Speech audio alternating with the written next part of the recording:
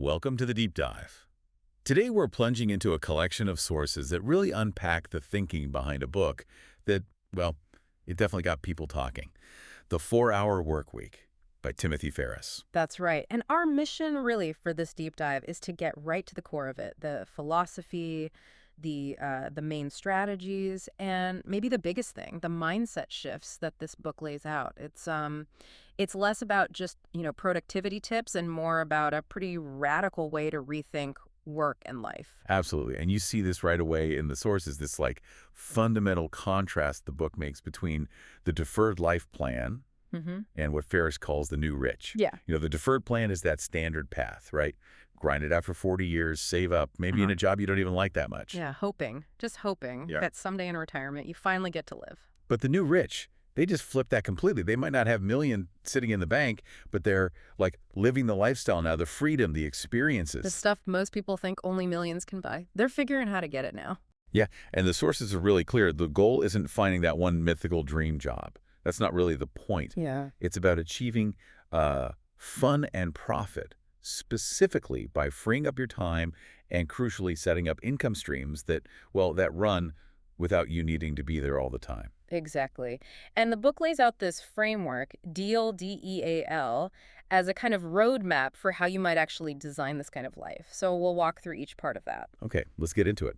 So before we even hit the DEAL steps, the sources really hammer home this philosophical shift that needs to happen first. Right. The core idea is that the problem usually isn't just needing more money. It's that most people don't actually want to be millionaires per se. They want the lifestyle they think only comes with being a millionaire. The ski chalets, the exotic travel, the time for passions. And the big thing people miss, apparently, is that you don't have to wait until you're 65 to get the rewards. You can actually integrate the fun and the profit, right now. Which loops back to your point, it's not about finding the one perfect job for everyone. That's kind of impossible, right? Yeah. It's about building systems that free up your time, automate your income so you have the choice, the flexibility to do what actually, excites you. Now, a lot of this stuff, reading through the sources, it can sound, impossible or just totally against common sense, everything we're taught about careers and security. Oh, definitely. And the book acknowledges that. The big encouragement, though, isn't necessarily to just believe it all instantly. It's to test it. Try these concepts out in small ways. See what happens for you. Right. Don't just dismiss it. Give it a shot. So with that mindset piece in place, let's look at the framework. First up is D for definition. Definition. And this step is about, really redefining what success means for you personally. And maybe a bit surprisingly, it starts with facing your fears head on. Facing fears. Yeah. How does that work? Is it just thinking about them? It's more structured. It's called fear setting. You don't just vaguely worry. You actually write down the absolute worst case scenarios if you pursued your goal. What really happens if you try this thing and totally fail? Okay. But then, crucially, you also define the costs of inaction. What's the price you pay financially, emotionally, even physically if you just stay stuck where you are? The cost of not doing it. That's interesting, because often we just focus on the risk of trying something new. Exactly. The sources argue that hiding behind being realistic or responsible is often just fear-talking, keeping you from the life you actually want. And that cost of staying put, it just grows over time. There's that story about the guy, Hans, in Rio, right? Terrified of cliff diving. Yeah, totally paralyzed. But then he does it, and bam, this huge sense of peace. Or Ferriss himself buying a one-way ticket to Europe, convinced all sorts of disasters would happen. And they didn't. Right. It's about pushing through that initial paralysis. The key insight here, and it's a big one, is that the thing you're most afraid of doing, that's often exactly what you need to do next. Wow. Okay, so fear setting. But definition isn't all about fear, right? There's the positive side, too. Definitely. That's where dreamlining comes in. This isn't just vague goal setting. It's about creating really specific, measurable dreams for the near term, like the next 6 to 12 months. Specific how? Well, focusing on both being something like, say, being a great cook and doing something concrete, like actually making a complicated Christmas dinner without any help. The idea is to pick the 4 dreams that would be the most exciting, the most life-changing for you right now. Okay, so tangible dreams, not just wishes. And then there's the TMI, target monthly income. Yes, TMI. This connects directly to your dreamlines. It's about calculating the exact monthly income you'd need to actually live out those specific dreams now. So it puts a real number on it. Instead of just, I want more money, It's, I need X dollars per month to support this specific lifestyle. Precisely. The sources give a formula, basically adding up the monthly costs of your dreams, spreading out any big one-time costs, adding a rougher, and that gives you your target, a concrete number. Got it. And also, part of definition is this idea about thinking big, that unreasonable goals are somehow easier. That still feels weird to me. It does, doesn't it? But think about it. Big, exciting goals. They give you adrenaline. They motivate you in a way. Small, safe goals just don't. Okay, I can see that. But the really key insight is there's less competition. Seriously. Yeah. Most people look at a huge goal and just say, nope, impossible, so they don't even start. You end up competing with far fewer people than you do for, like, the next small promotion at work. Yeah. We tend to overestimate how crowded the top is and underestimate what we're capable of. Like that story with the Princeton students. Challenged to contact famous people. Yeah. George Bush Sr., CEOs, big names. And out of 20 students, nobody did it. Not because they couldn't get the phone number or email, but because they just assumed it was too hard. They didn't even try. So our own assumptions are the biggest hurdle sometimes. Often, yeah. It really highlights that. Okay, so D is for definition dreams, fears, TMI, thinking big. Next up is E for elimination.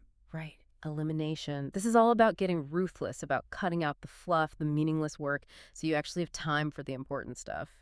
And the core idea, which can kind of sting, is doing less isn't lazy. If it's the right less, it's actually more productive. And the big tool here is the 80-20 principle, Pareto. Exactly, Pareto's principle. The idea that roughly 80% of your results, the outcomes you want, come from only about 20% of your actions or inputs. So like 80% of your sales come from 20% of your customers, that kind of thing. Precisely.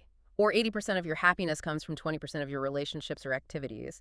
The trick is identifying that vital 20%, the key tasks, the best clients, the most effective strategies, and focusing almost exclusively on those. What happens to the other 80%? You eliminate it, automate it, delegate it, or drastically minimize it. The sources are pretty blunt. Just being busy is often a form of laziness.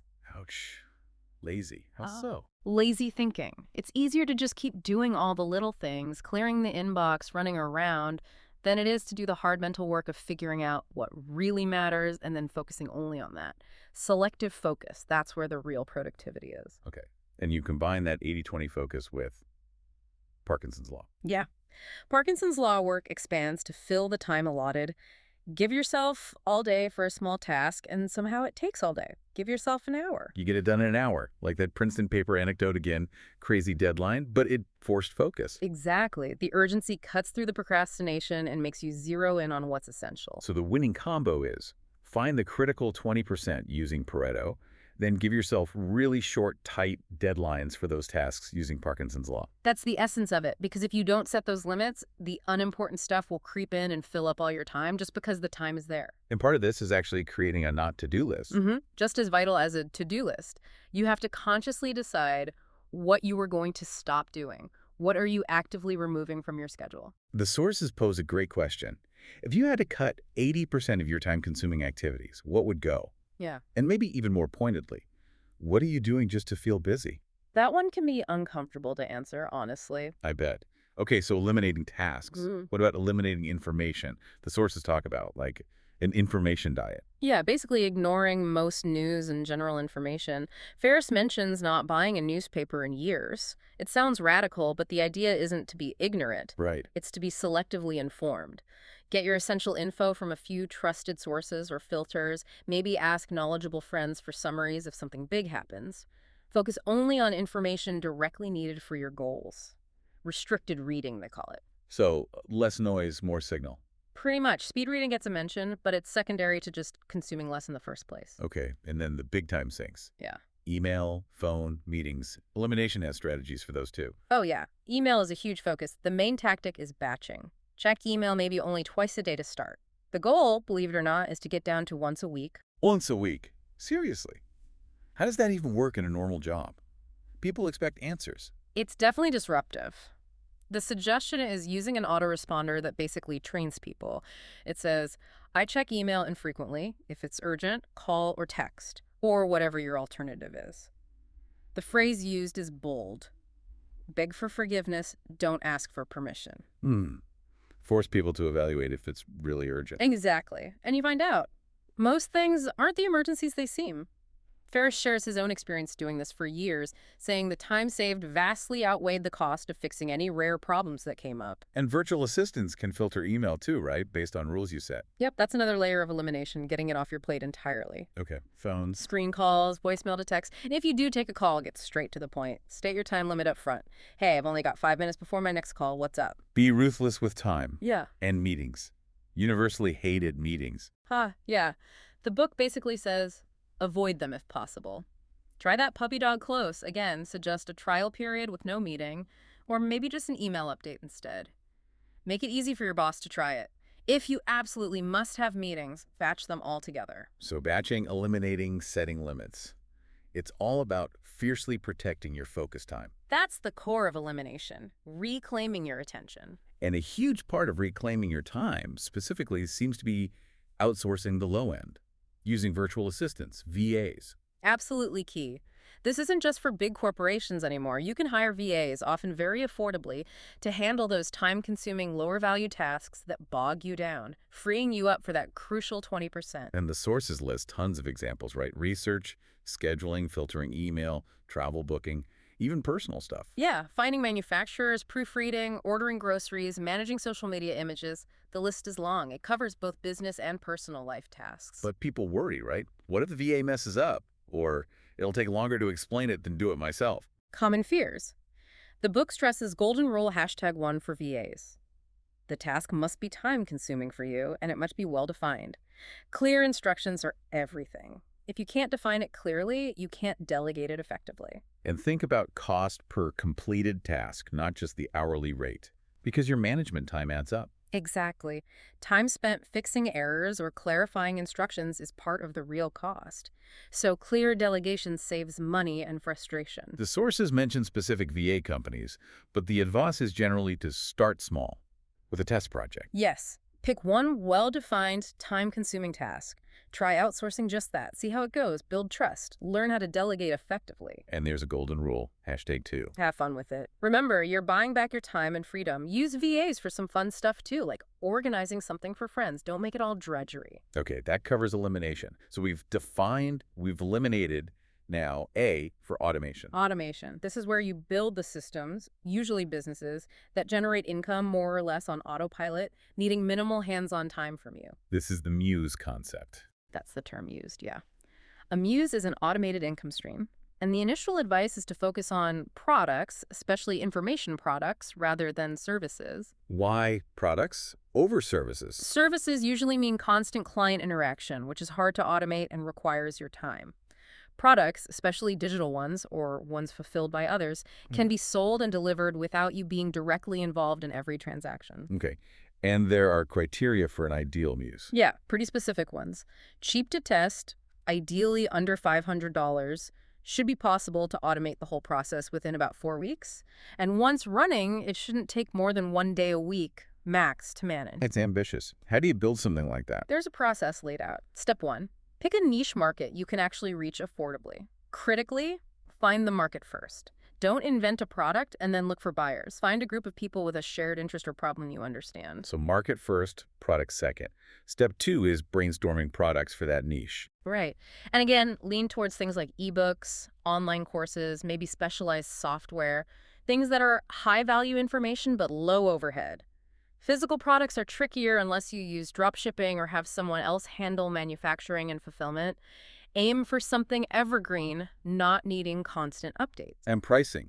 The advice is to price high, like 8-10x markup. Counterintuitive again, right. But yes, higher prices mean you need fewer sales to hit your income target. Fewer sales mean fewer customers to support, which drastically cuts down management time. So fewer higher-paying customers are often less hassle. Often, yes. They tend to be more serious and less likely to complain over small things. It simplifies a whole operation, which is key for automation. Okay, but how do you sell a high-priced info product? You need credibility. Good point. Step 2 also involves becoming a perceived expert, fast.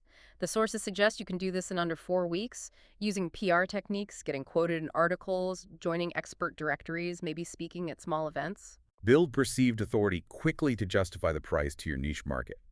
You only need to convince your minimal customer base, right? the number needed to hit your TMI. Exactly. You don't need to be famous worldwide, just credible to the specific group you're targeting. Okay, so market, product, pricing, perceived expertise. Then step 3 is microtesting. Crucial step. Don't build the whole thing or order inventory yet. Test if people will actually buy it first. Use cheap online ads like Google AdWords or Facebook ads targeted at your niche. Send them to a simple web page describing the product. Right, a basic landing page. And see if people click the Buy Now button or sign up for a notification. Use simple tracking tools. The key is asking for the sale or a clear commitment, not just would you be interested, because what people say they'll do and what they actually do with their wallets can be very different. Get real data before investing time and money. Makes sense. Once you have a winner. Then you build the virtual architecture.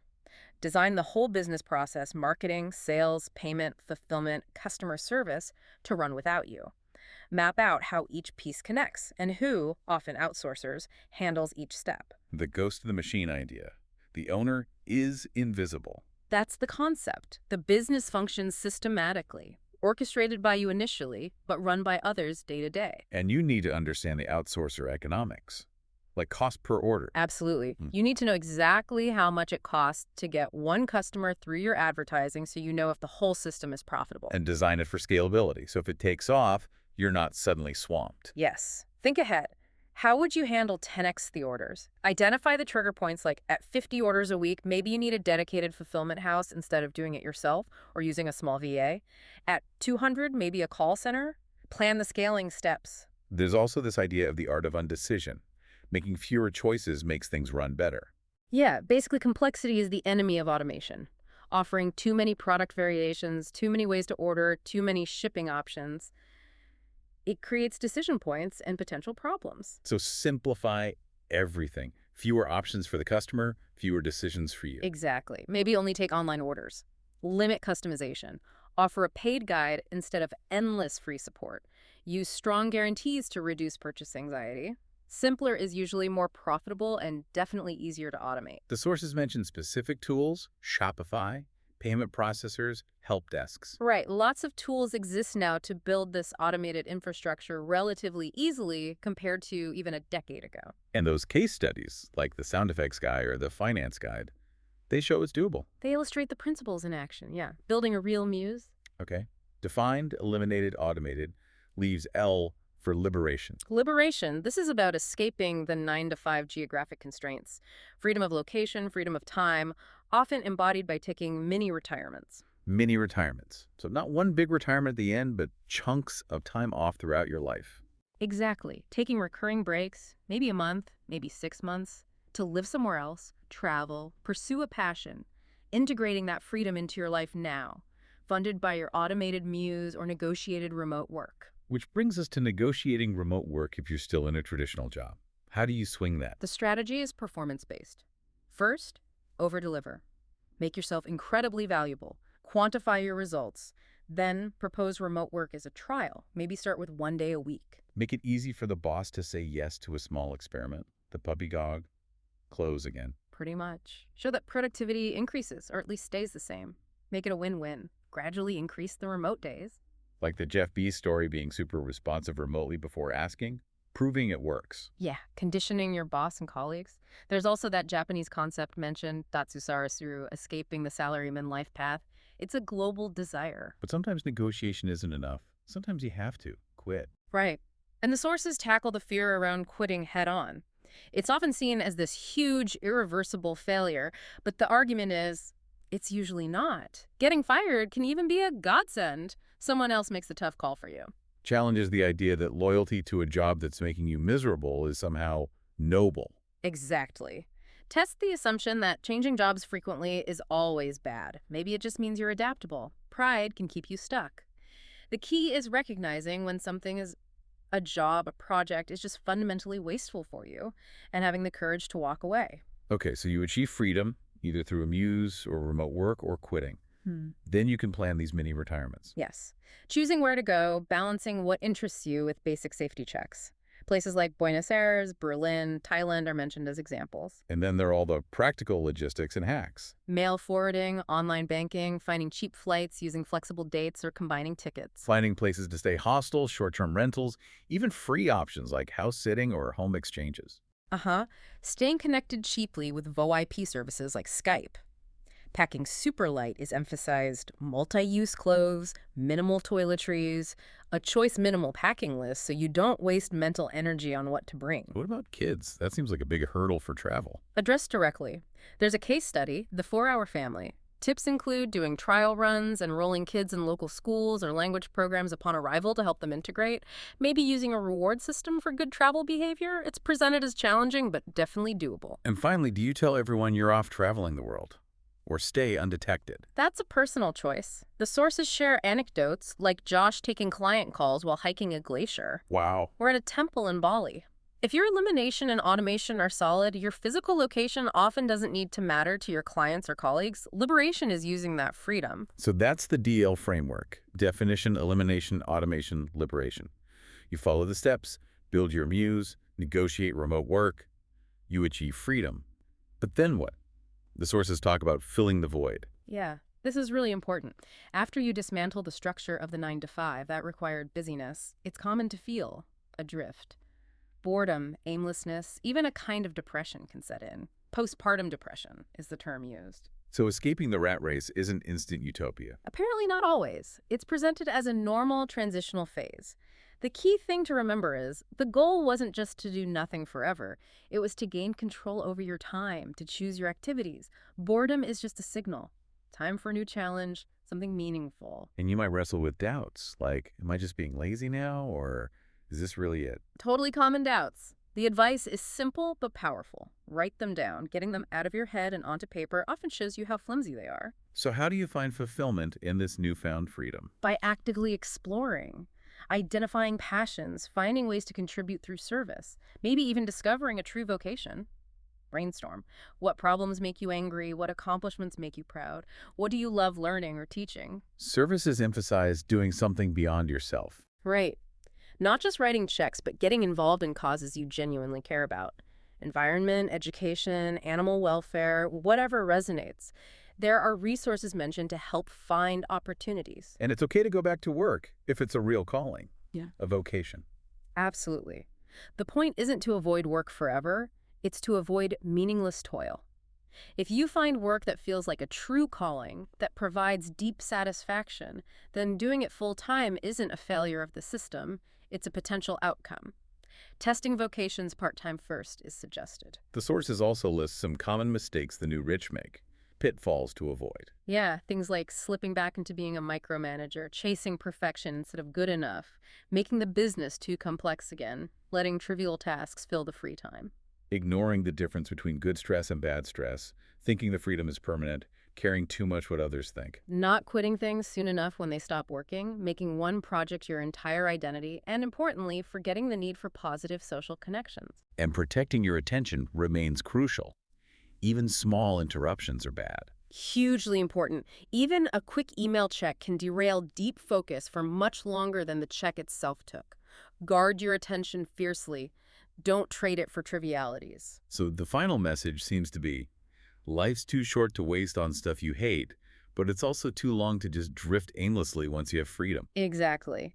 Feeling stuck is temporary. Doubts are signals to act. It's about continuous, intentional life design. Well, that brings us through the whole DDEL framework. Defining dreams and fears, eliminating ruthlessly, automating income, and achieving liberation.